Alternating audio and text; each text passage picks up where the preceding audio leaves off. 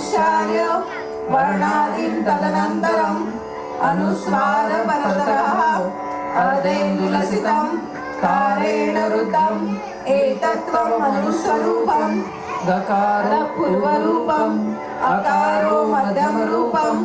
अनुस्वार शान्तरूपम् बिन्दुरुक्तरूपम् नादसंज्ञानम् संहिता सन्धिः सैषा गणेश विद्या गणकऋषिः